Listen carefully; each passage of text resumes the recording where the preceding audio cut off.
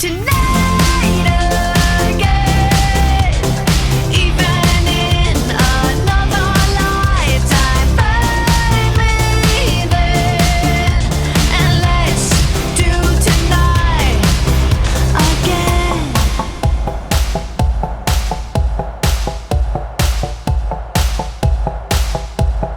First we need problems are evaporating. Baby, I'm just guessing, but I've got a feeling. Whoa, we could dance all night.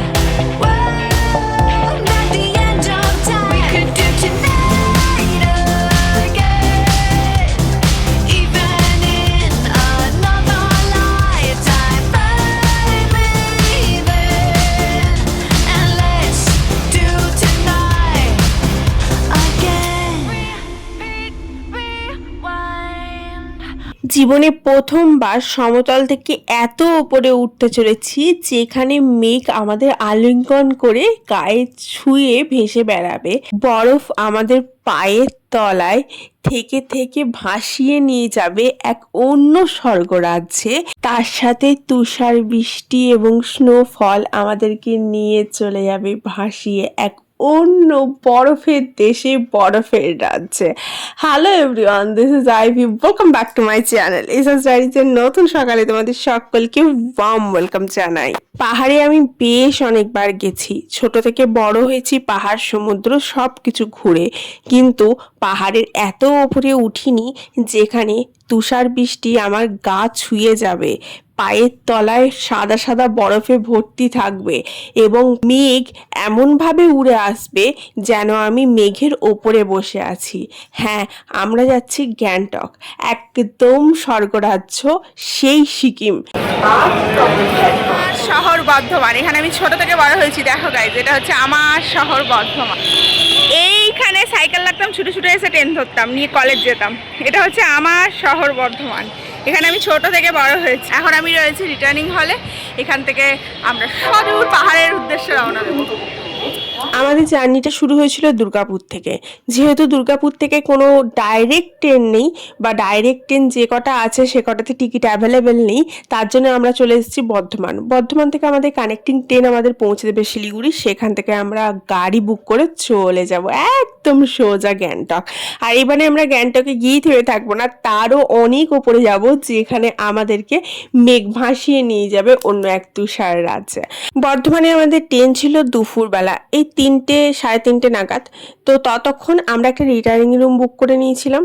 আর স্টেশনের মধ্যে returning room কোনো 5 star হোটেলের থেকে কম নয়। এর মধ্যে তোমার কাছে যাবতীয় 5 স্টার হোটেলের ফেসিলিটি এখানে তুমি পেয়ে যাবে, আর তোমাকে পেও করতে হবে অনেক কম। ফাইনালি আমরা রেডি হয়ে গেছি সবাই, আবার ঘুমিয়ে টুমিয়ে উঠে এখন আমরা রিটার্নিং রুমটা ছেড়ে দেবো এবং চলে যাব নিচে স্টেশনে। একদম আমরা যে রিটার্নিং রুমটাতে রয়েছি একবার দেখিয়ে দিই। এই যে রিটার্নিং রুমটা খুব সুন্দর, বিশাল বড়। এই বেড কভারগুলো তুলে দেখে নিয়েছি বলে উঠে গেছে, ওরা fresh bed cover pillow cover দিয়েছিল। এখানে কাভার ওয়ার্ড্রোব রয়েছে, আর এখানে এটা বাথরুম রয়েছে, বাথরুমটা বিশাল সাইজ।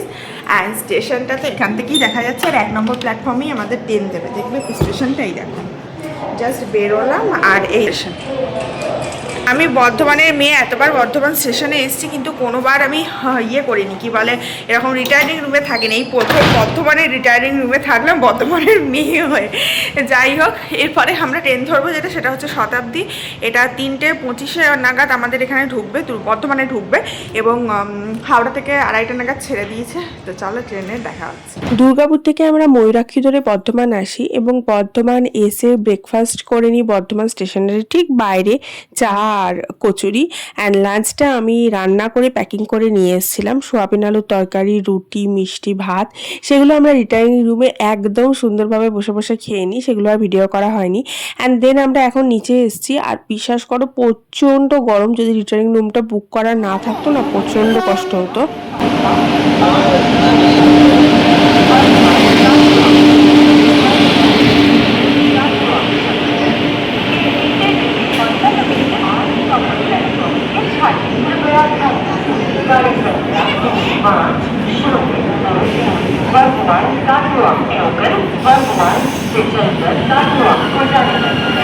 শতাব্দীটা হাওড়া হয়ে আসছে এবং এটা বর্ধমান হয়ে শান্তিনিকেতন বোলপুর হয়ে বেরিয়ে যাচ্ছে একদম শিলিগুড়ির উদ্দেশ্যে। শিলিগুড়িতে আমাদের 10:50 হচ্ছে রাইট টাইম, শিলিগুড়িতে নামিয়ে দেবে এবং ট্রেনের মধ্যে স্ন্যাক্স থেকে ডিনার থেকে টি কফি থেকে সমস্ত কিছু দেবে। সেগুলো সমস্ত কিছু ভাড়ার সাথে ইনক্লুড করা ছিল। তো উঠেই আমরা আমাদের 3 জনের সিটে বসে পড়েছি। আর মেয়েটা যেহেতু একটু বড় হয়েছে ওর জন্য একটা সিট বুক করে নিয়েছিলাম।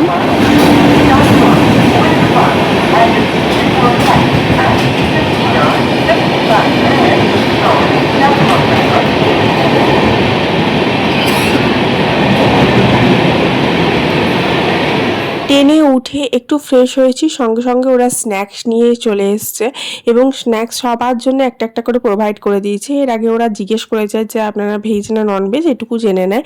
এবং স্ন্যাক্সের মধ্যে কী কী দিয়েছে চলো তোমাদের দেখিয়ে দিই। এখানে একটা মিল্ক অ্যান্ড নাটের মতো দিয়েছে, চকলেটের মতো, একটা স্যান্ডউইচ রয়েছে, একটা গুটকা কচুরি রয়েছে, আই ডোন্ট নো, আমি তো গুটকা কচুরি বলি, তোমরা কি বলো জানি না। আর একটা ছোট চিড়ে ভাজার প্যাকেট ছিল, আর টি কফি সেট ছিল, আর সস ছিল। তো এখানে এই স্যান্ডউইচটা ভীষণ ভাল লাগে খেতে।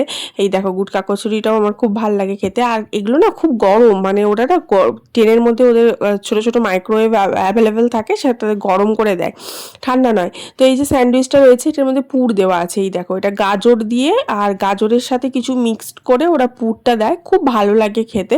এমনি শুধুও খেতে ভাল লাগে, বা ওরা সস প্রোভাইড করে, সসটা দিয়েও তুমি খেতে পারো, ভীষণ ভাল লাগে। তো মেয়ে যেহেতু বড় হয়েছে তার জন্য আমরা 3 জনেরই একদম পুরো ফুল বুক করেছিলাম।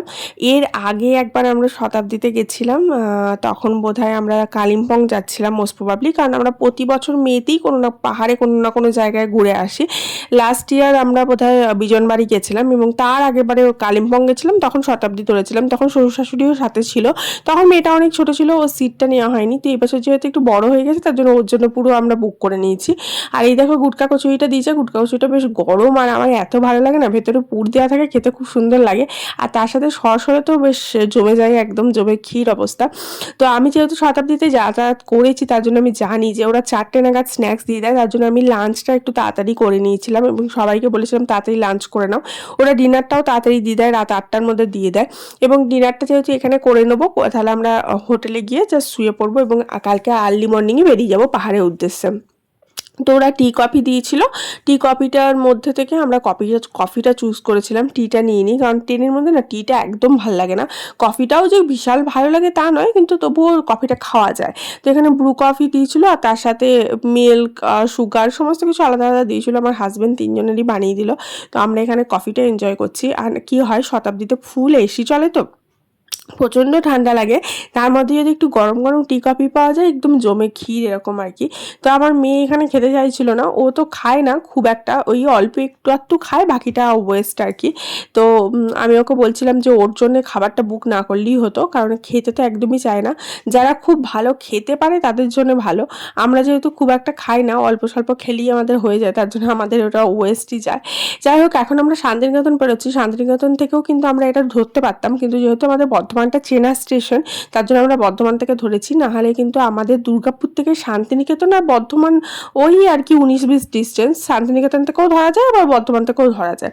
আমরা বর্ধমান ট্রেনে চলে এসেছিলাম, ওখান থেকে ধরেছি। অনেকে শান্তিনিকেতন বা বোলপুর গাড়িতে আসে, নিয়েও ধরতে পারে, কারণ শান্তিনিকেতনটাতে অনেকটা একটু ফাঁকা ফাঁকা স্টেশন, তার বর্ধমানটা খুব জমজমাট। আর আমার যেহেতু চেনা, ওখানে আমার ঘর আছে, লোকজন আছে, মানে কিছু হলে আমি ফোন করে লোকজনের হেল্পও পাবো, তার জন্য আমরা বর্ধমানটাই আগে প্রেফার করি। যাই হোক, এরপরে ট্রেন চললো ফুল গতিতে, আর একদম আমরা শিলিগুড়ির দিকে এগোচ্ছি। আর ট্রেনের ভেতরটা একদম চিল হয়ে রয়েছে, আর বাইরেটা একদম কটকটে গরম। আর এখানে ভেতরটাতে এত ঠান্ডা হয়ে যায় যে সাথে যদি তোমার একটা স্টোল বা একটা চাদর বা একটা বাচ্চার সোয়েটার বা মাথায় বাঁধা কিছু যদি না থাকে, রীতিমতো ঠান্ডা লেগে যাবে, এত ওদের এসিটা জোরে চলে। এসিটা কমাতে বললেও ওরা খানিকক্ষণ কমিয়ে দেবে, তারপরে আবার সেই ফুল স্পিডে করে দেয়, জানি না ওদের ওটা সিস্টেমে থাকে। তো আমি তার জন্য সবসময় ক্যারি করি কিছু না কিছু। তারপরে আমরা খানিক ঘুমাই, তারপরে খানিক মস্তি করি, খানিক রিল বানাই, তারপরে আমার মেয়ে খানিক ড্রয়িং করে, এই সমস্ত কিছু করে। মাঝখানে একটা স্টেশনে হল্ট করেছিল, সেখানে ওর বাবাকেও ডাকছিল কাঁচ দিয়ে ঠুকে ঠুকে, আমি হাই করে রিল বানাচ্ছিলাম। এই সমস্ত করতে করতে কখন সময় পেরিয়ে যায়, রাত 8টা বেজে যায় এবং ডিনার চলে আসে। এবং ডিনারে দেখো কি কি দিয়েছে। আমরা যেহেতু নন ভেজ বলেছিলাম তার জন্য আমাদের যে চিকেন থাকবে, যদি কেউ ভেজ বলে তাহলে তার মধ্যে চিকেন আইটেমটা থাকবে না, পনির দিয়ে দেবে বা অন্য কিছু দেবে, সোয়াবিন টোয়াবিনও দিতে পারে। আমি যেহেতু কখনোই ভেজ খাইনি তার জন্য বলতে পারবো না। তো এখানে দই ছিল আর সমস্ত যেগুলো প্যাকিং করা ছিল সমস্তটার ওপরে ওপরে নাম লেখা ছিল। তবে এখানে কি হয়েছে, এই যে প্যাকেজিংটা ফুল দিয়েছে ডিনারের প্যাকেজটা, এটার মধ্যে আমার মেয়ে খেতে পারেনি পুরোটা, এটাই আমাদের ওয়েস্ট গেছে। তারপর ডাল ছিল, এখানে একটা ছোট্ট ভাজির মতো ছিল, তার মধ্যে আলু বিনস এই সমস্ত ছিল, চিকেন ছিল, রাইস ছিল, রুটি ছিল। আমরা রাইসটা খাই, রুটিগুলো বরকে দিয়ে দিই, ও খেতে পারলে যতটা খাই নইলে ফেলে দেয়। আর দই ছিল আর পিকল দিয়েছিল। এই হচ্ছে তোমার মেনু। ট্রেনের খাবার দাবার আমার পার্সোনালি ভীষণ অপছন্দ, আমার একদম ভালো লাগে না। আমি চেষ্টা করি খাবার করে নিয়ে যাওয়ার, তো আমি ওকে বলেছিলাম খাবার করে নিয়ে যাব, কিন্তু যেহেতু আমরা শতাব্দীতে যাচ্ছি এখানে তো আমাদের ডিনারটা মানে এগুলো ইনক্লুড থাকে, ফুডটা কিছু করার নেই। যদি আমরা এমনি স্লিপার ট্রেনে যেতাম তাহলে আমি হয়তো খাবার করে নিয়ে যেতাম, ট্রেনের খাবারটা নিতাম না, কারণ ট্রেনের খাবার আমার পার্সোনালি একদম পছন্দ হয় না। যাই হোক, এখানে রুটিগুলো দিয়েছে এবং মেয়েটাকে বললাম একটু রুটি খা, একটু ভাত খা, যেটা তোর পছন্দ হয় খা। তো আমাদের খাবার কিন্তু প্রচুর বেঁচে গেছে। ওই যে বললাম, আমি, আমার মেয়ে আর আমার বর প্রচুর অল্প পরিমাণ আমরা খাই, তার জন্য আমাদের ওই অতটা খাবার লাগে না। তো এর শেষে যেটা দেয় সেটা আমার ভীষণ ভালো লাগে, সেটা হচ্ছে একটা করে আইসক্রিম দেয়। এটা আমার ভীষণ পছন্দের। এটা যতবারই যাই শতাব্দীতে তখন দেখি লাস্টে একটা করে আইসক্রিম দেয়। আর ওরা যে দইটাও দেয় খাবারের সাথে, ডিনারের সাথে, সেই দইটা না খুব একটা মিষ্টি নয়, খুব একটা টক নয়, এরকম আর কি। আমার খুব একটা ভালো লাগে না, কারণ আমি মিষ্টি ছাড়া একদম খেতে পারি না, তো তার জন্য। তো যাই হোক, এখানে আইসক্রিমটা এনজয় করব। এখনও খানিকক্ষণের জার্নি আছে, খানিকক্ষণ বলতে বেশ খানিকক্ষণের জার্নি আছে। এটা প্রায় সেই 10টা 50 নাগাদ আমাদের নেওয়াবে, মানে 11টা বেজে যাবে। তারপরে আমরা হোটেল করে নেবো, একটা হোটেলে থাকবো। এবং হোটেল করতে খুব একটা অসুবিধা হয় না, কারণ স্টেশন থেকে জাস্ট একটুখানি এগিয়ে গিয়েই প্রচুর হোটেল থাকে। অবশ্যই অটো বা টোটো তোমাকে কিছু একটা করতে হবে। তুমি যে কোনো অটোকে বলবে যে হোটেলে নিয়ে যেতে, তারা তোমাকে নিয়ে গিয়ে হোটেলে দিয়ে দেবে, বা তুমি নিজেও অনলাইন থেকে হোটেল করে নিতে পারো। কিন্তু আমরা এর আগেও অনেকবার গেছি, রাত যেহেতু 10টা 50 11টায় নামাচ্ছে, তার জন্য ভয়ে অনেকে অনলাইন থেকে হোটেল করে নেয়, লজ করে নেয়। বাট ট্রাস্ট মি, প্রচুর সেফ, শিলিগুড়ি প্রচুর সেফ। তুমি যত রাতেই নামো না কেন, ওখানে তোমার অটোওয়ালারাও কিন্তু প্রচুর ভদ্র, কোনো খারাপ ব্যবহার আমরা ফেস করিনি। এর আগেও গেছি, এবারেও গেলাম, এবং আমরা যাওয়ার সঙ্গে সঙ্গে ওরা হোটেলে নিয়ে যায় এবং সেই হোটেলে আমরা থেকে যাই আর কি, নিজেদের অসুবিধা মানে সুবিধা মতো রুম দেখে। তো আমরা এর আগের বারে যে হোটেলে ছিলাম, ফর্চুনেটলি বলতে পারো আনফর্চুনেটলি বলতে পারো, এবারেও আমাদের অটো ড্রাইভার সেই হোটেলেই নিয়ে গেছে।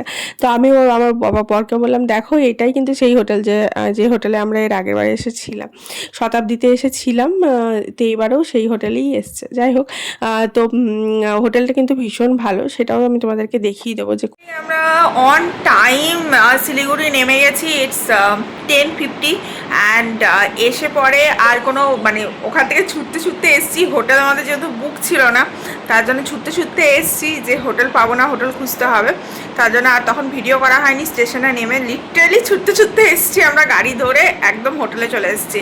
এই হোটেলটায় আমরা এর আগেও ছিলাম, তবু আর একবার তোমাদেরকে দেখিয়ে দিচ্ছি। খুব সুন্দর হোটেলটা, খুব নিট অ্যান্ড ক্লিন, পরিষেবা খুব ভালো। এই হোটেলটা এর আগে মোস্ট প্রবাবলি 2024-এ ছিলাম, তখন শ্বশুর শাশুড়ির সাথে এসেছিলাম। এদিকে ঢুকেই ওয়ার্ডরোব রয়েছে, এখানে টয়লেট রয়েছে, এখানে একটা বেড, এখানে এই যে আমার মেয়ে বেডে উঠে লাফালাফি করে দিয়েছে। আর এখানে রয়েছে তোমার টিভি, ওখানে রয়েছে এসি। মানে এসি ছাড়া আমার বর তো চলতেই পারে না, আমাদের পুরো ফুলটু আমরা এসির মধ্যে জার্নি করি।